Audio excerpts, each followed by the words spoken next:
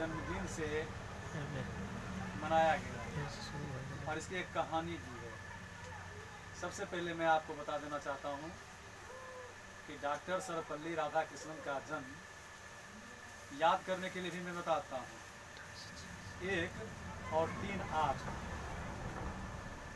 याद रहेगा ना? 1 और 3 8 3 8 18 में 1 और 3 8 1888 ईस्वी में हुआ था। बचपन में बहुत कुशाग्र बुद्धि के थे, ब्राह्मण के परिवार के थे और अत्यंत गरीब थे। यहाँ तक कि भोजन का बर्तन के घर में अभाव था तो केले के पत्ते पर भोजन किया करते थे। और इनके 4 साल तक प्रारंभिक शिक्षा उनके गांव में ही हुई। फिर आगे क्रिश्चियन के स्कूल में गए, फिर आगे इनकी पढ़ाई चली। विद्वता इनमें कूट कूट कर भरी थी और जिसका परिणाम हुआ कि उस समय के भारत में सबसे बड़ा कॉलेज प्रेसिडेंसी कॉलेज, वहाँ प्राध्यापक के रूप में रहते हुए और जब काशी हिंदू विश्वविद्यालय की स्थापना हुई, मदन मोहन मालवीय के आग्रह पर उस महाविद्यालय का प्रतिकुलपति के रूप में सुशोभित किया। कुछ ऐसी घटनाएं थी कि अंग्रेज नहीं चाहता था इस विद्यालय का विकास हो, इसकी संस्कृति आगे बढ़े, लेकिन इन्होंने अपने बुद्धि के बदौलत, ईमानदारी के बदौलत और अपने कर्तव्य निष्ठा के बदौलत अंग्रेज को झुका दिया। और जब भारत आज़ाद हुआ तो सबसे पहले उपराष्ट्रपति पद को सुशोभित किया। शिक्षा के प्रति इनकी गहरी रुचि थी। इनका सोचना था कि जितने भी साधन हैं सभी साधन को चलाने वाले व्यक्ति ही हुआ करते हैं। और जब ये मानव रूपी फैक्ट्री आगे बढ़ेगी, इसमें अच्छे अच्छे मानव का विकास होगा, स्वतः भारत आगे होगा। और इन्होंने शिक्षा की मिसाल स्थापित की। देश के जो सबसे पुरानी गौरव संस्कृति थी शिक्षा के मामले में, इनका सोच था कि हम शिक्षा में विश्व में भारत को अग्रसर रखें। बच्चे वहाँ पहुँचे, डॉक्टर सर्वपल्ली राधाकृष्णन के यहाँ बच्चे इनसे मुखातिब थे। इन्होंने कहा, बच्चों ने कहा कि महामहिम, मैं चाहता हूँ कि आपका जन्मदिन मनाऊं। मेरी इच्छा है कि आपका जन्मदिन मनाऊं। उन्होंने कहा कि बच्चों, जन्मदिन जब तक मैं जीवित रहूँगा तब तक तुम मना सकते हो, लेकिन यह शरीर नश्वर है। जब मैं यहाँ से चला जाऊँगा, मेरी आत्मा छूट जाएगी, तो उस समय मेरा जन्मदिन कौन मनाएगा? इसलिए ऐसा करो कि जन्मदिन ऐसा मनाओ कि हमारा जन्मदिन इस संसार में याद रहे। बच्चों को बहुत अच्छा लगा और शिक्षक दिवस के रूप में इनका जन्मदिन मनाना शुरू कर दिया और तभी से हम शिक्षक दिवस मनाते आ रहे हैं। मेरे प्यारे बच्चों, अपने देश में गुरु की परंपरा थी और गुरु शिक्षक कब से बन गए इसका इतिहास नहीं है, क्योंकि आज की जो परिस्थिति है, पैसों के बल पर ट्यूशन, शिक्षकों को अपने घर में बुलाना, पैसा ज़्यादा है तो अच्छे शिक्षक मिलेंगे, पैसा नहीं है तो गरीब बच्चे मोहताज रहेंगे। मैं इतिहास के बारे में आपको बताता हूँ। क्या राजा दशरथ से ज़्यादा कोई अमीर था? फिर भी दशरथ के पुत्र राम को भाइयों समेत गुरु के आश्रम में जाना पड़ा। द्वारकाधीश श्री कृष्ण यह भी राज खानदान के थे, इनके यहाँ भी कई शिक्षक आ सकते थे, शिक्षकों की भरमार हो सकती थी, फिर भी गुरु संदीपनी के आश्रम में गुरु संदीपनी के आश्रम में कृष्ण को जाना पड़ा। और जहाँ अन्य बच्चे लकड़ी काटते थे, गौ पालन करते थे, कृष्ण को भी करना पड़ा। आज की जो शिक्षा व्यवस्था है, यदि आपके पास काफी पैसे हैं तो महंगे स्कूल हैं, यदि आप गरीब परिवार के हैं तो आपके लिए उतना सुंदर स्कूल मैसर नहीं होता। और खास करके शिक्षकों की भी जीवनी है, वह अनुकरणीय तो है लेकिन सोचनीय भी है। एक और बेंच लगा दीजिए इसमें, यहाँ ला करके। आज बहुत सारे ऐसे शिक्षक हैं जिनका रहन सहन, जिनका पहनावा ओढ़ावा, जिनकी व्यवस्था ये हाईटेक हाई लुक में। तुलसीदास ने लिखा है शिक्षकों के लिए भी, जैसे बच्चों के लिए आदर्श दिया है, शिक्षकों के लिए भी आदर्श दिया है। सीख न देई धन अपहरहि, सीख न देई धन अपहरहि, सो गुरु नरक अवस मह तरहि। ऐसे शिक्षक जो शिक्षा नहीं देते, सिर्फ बच्चों से धन बटोरने में लगते हैं, इनके लिए भी नरक का दरवाजा खुला हुआ है। और मुझे ऐसा लगता है आने वाले 20 वर्षों में सबसे यदि किसी की कमी होगी तो वह एक योग्य, चरित्रवान और विद्वान शिक्षक की कमी होगी। आज विद्वता के साथ साथ सबसे ज्यादा चरित्र निर्माण की आवश्यकता है, क्योंकि आज जो बड़े बड़े ओहदे पर विद्वान तो जा रहे हैं, लेकिन यदि उनके पास चरित्र नहीं है तो इतना बड़ा घोटाला, इतनी बड़ी घुसखोरी, ये सब किसका देन है? चरित्र के कमी का कारण। अधिक से अधिक पैसे की आवश्यकता, धन की कोई सीमा नहीं, एक व्यक्ति को कितना धन चाहिए इसका ज्ञान नहीं। यदि कोई विद्वान अपराधी बनता है चरित्र के अभाव में, तो पुलिस को चकमा देता है। मैंने आज सुबह में कहा था कि पुलिस डाल तो चोर पात पात। इसका मतलब क्या होगा? डालियों की संख्या कम होती है, पत्तियों की संख्या ज्यादा होती है। यदि पुलिस पकड़ने के लिए एक तरकीब निकालता है तो चोर भागने के लिए हजारों तरकीब रखता है। ये किसका देन है? ये आज की व्यवस्था ऐसी है। विद्वता तो मिल जाती है, लेकिन चरित्र नहीं मिलता है। और चरित्र मिलेगा कहाँ? एक सच्चे गुरु से। शिक्षक शब्द सीख शब्द से बना है। सीख का अर्थ होता है ज्ञान, और ज्ञान वहीं से मिल सकता है जब शिक्षक खुद का पालन करें। बार बार महात्मा गांधी के गुरु गिमी साहब थे, हेडमास्टर। उनकी चर्चा मुझे याद आती है कि गिमी साहब क्यों इतने अच्छे थे। गिमी साहब इसलिए अच्छे थे कि जो कहते थे, करते थे, करवाते थे। उनका चरित्र अनुकरणीय था। और आज बाहर में दिखावा भले जो हो, बाहर में आडंबर जो हो, अभी ऑनलाइन शिक्षा चल रही है। ऑनलाइन शिक्षा चल रही है। ऑनलाइन में क्या सच है, क्या अच्छा है, क्या बुरा है, क्या किस समय कोई क्या बोल देगा, उसकी कोई गारंटी नहीं है।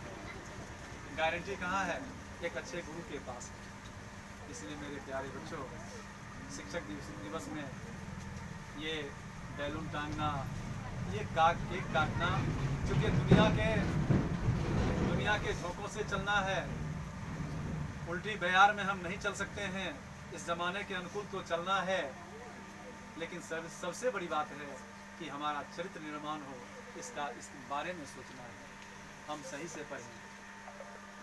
लाल बहादुर शास्त्री ने कहा था कि सैनिक जो वर्दी पहन करके सीमा पर रह करके देश की सुरक्षा करते हैं, वही एक हमारे रक्षक नहीं है, बल्कि हमारे देश के तमाम नागरिक, बच्चे, बूढ़े, जवान, किसान, व्यापारी, इंजीनियर, सभी एक देश के रक्षक, इस देश के रक्षक हैं। किसान अन्न उपजाता है, सबको अन्न देता है, बढ़ई धोकनी चला करके बर्तन निर्माण करता है, इंजीनियर दिन रात मेहनत करके बड़े बड़े बांध, पुल, सड़क का निर्माण करता है। ये सारे लोग देश की सेवा में हैं। बस आवश्यकता क्या है कि यदि वे अपने अपने कर्तव्य का सही रूप से पालन करें, कर्तव्य का सही रूप से पालन करें, यदि छात्र हैं मन से पढ़े, अनुशासित रहें, शिक्षक हैं, शिक्षक मन से पढ़ाएं। आज क्या दशा है, हम लोग के समय में भी पढ़ाई होती थी 10 से 4, क्या मजाल है कि 5 मिनट पहले छुट्टी हो जाती। कहाँ चली, कितना कम की। हम लोग के भी शिक्षक थे और योग्य शिक्षक से हम लोग पढ़े थे। हमारे शिक्षक चरित्रवान सर 10 से 4 5 मिनट पहले छुट्टी नहीं, बात बात में छुट्टी नहीं। अभी क्या है, अभी कॉलेज, छोटा सा विद्यालय हो, मध्य विद्यालय हो, हाई स्कूल हो, प्राथमिक विद्यालय हो, 10 से 4 का तो नाम निशान नहीं है। एक छोटा सा बहाना चाहिए, छोटा सा बहाना चाहिए। और छोटे से बहाने के लिए सेक्शन बटा हुआ है, हम सारे सेक्शन में क्लास नहीं चलाएंगे, हम एक ही में भर के रखेंगे। दूसरे क्लास का बेंच खाली है, बहाना बना देंगे कि क्लास में एक ही क्लास में शिक्षक है, एक ही क्लास में बैठे। कहाँ है चलिए। आज शिक्षक दिवस की महत्ता इस बात में निहित करती है कि हम कितना चरित्रवान बनते हैं, हम कितना विश्वसनीय बनते हैं, हम कितना कर्तव्यनिष्ठ बनते हैं। कहोगे सर ऐसे लोगों की संख्या कम है, कोई बात नहीं, लोगों की संख्या कम है। तो मैंने ऐसा आज तक देखा है कि एक खिपटी से बहुत बड़ा घड़ा फूट जाता है, लेकिन घड़ा से एक खिपटी को फूटते हुए मैंने नहीं देखा है। एक इकाई लिखने से काफी संख्याएं बन जाती हैं, इसलिए इकाई का महत्व है। इसलिए आप जितना छात्र हैं, 5 छात्र हैं, 10 छात्र हैं, 20 छात्र हैं, जो हैं, यदि आप चरित्रवान बनते हैं, यदि आप विद्वान बनते हैं, अपने समय का पालन सही करते हैं, तो इससे बढ़ करके शिक्षक दिवस की मर्यादा कुछ नहीं है। और यही है शिक्षक दिवस, और यही शिक्षा का महत्व है। ऐसे अभी जो सामाजिक संरचना है, राजनीतिक संरचना है कि बांटो, फूट डालो, राज्य करो, क्या है? सारे बच्चे फूल हैं, सारे शिक्षक के लिए सारे बच्चे समान हैं। आज कहीं जातिवादी की चर्चा होती है, कहीं धर्म की चर्चा होती है। अंबेडकर को ले जाने वाला विद्यालय एक उच्च जाति का था, ब्राह्मण, जो एक हाथ में पोते का हाथ पकड़ता था और एक हाथ में अपने जो प्रिय शिष्य अंबेडकर का। कहाँ उस समय था? आज ये विषमता मिटनी चाहिए। गुरुजी के लिए मैं आज इस छोटे से मंच से आह्वान करना चाहता हूँ कि जो वास्तव में शिक्षक हैं, शिक्षक दिवस मनाते हैं, उसके लिए सारे बच्चे एक समान हैं। न उसमें कोई जाति का भेद है, न उसमें किसी धर्म का भेद है, न उसमें गरीबी का भेद है, न उसमें कोई अमीरी का भेद है। जो शिक्षा उच्च परिवार के, उच्च लोगों के, अमीर लोगों के बच्चों को मिलनी चाहिए, वही शिक्षा गरीबों की को भी मिलनी चाहिए। तभी शिक्षक दिवस की मर्यादा है। इसलिए मैं इस मंच से आह्वान करता हूँ, जहाँ जहाँ शिक्षक दिवस है, बहुत सारे विद्यालय, हमारा तो छोटा सा विद्यालय है, एक छोटी सी खोपड़ी है, सालों साल रिजल्ट अच्छा देता हूँ और मैं प्रयास करता हूँ कि हमारे सारे बच्चे एक ही परिवार के हैं, सब हमारे परिवार के बच्चे हैं, निकलते रहे। तो मैं यही आह्वान दुनिया के तमाम शिक्षकों से करता हूँ कि आप वास्तव में यदि सच्चे शिक्षक हैं, आपके लिए सारे बच्चे समान हैं। पैसे वाले बच्चों की भी उतनी ही कीमत है जितने गरीब बच्चों की कीमत है। आप इन्हें बढ़ाइए, आप इन्हें बढ़ाइए। भगवान आपका भला करेंगे। जो गरीबों की भलाई करेगा, जो गरीबों का मदद करेगा, जो गरीब बच्चों की सुनवाई करेगा, भगवान आपको भी देखेंगे, आपकी भी भलाई होगी। और धनवानों को तो सब देखता है, धनवानों को सब देखता है, गरीब को देखने वाला एक होता है, वही सच्चा जो है शिक्षक है। और सच्चा हमारे धर्म ग्रंथों में भी इसीलिए गुरु जी को सबसे प्रधान माना गया है। गुरु गोविंद दो खरे काके लागू पांव, बलिहारी उस गुरु की गोविंद दियो बताए। कि शिक्षक के सामने, गुरु के सामने यदि एक छात्र है, छात्र के सामने गुरु हैं और एक भगवान है, तो सबसे पहले हमारे धर्मशास्त्रों में गुरु का सम्मान दिया गया है। और गुरु भी एक रामायण की छोटी सी रूपक आप लोगों को बताता हूँ कि एक शिव भक्ति में लीन लड़का था। गुरु जी वहाँ मंदिर चले गए। लड़का ने सोचा कि अपनी हम गुरु की पूजा पूरी शिव की पूजा पूरी कर लेते हैं, गुरु को हम जो है प्रणाम करेंगे। शिव खिन्न हो गए, श्राप दे दिए कि जाओ तुम 1000 बार सर्प के योनि में जन्म लो, क्योंकि तुमने गुरु का अपमान किया है, गुरु का अपमान किया है। शिष्य तो नहीं सुन पाया, गुरु सुन गए।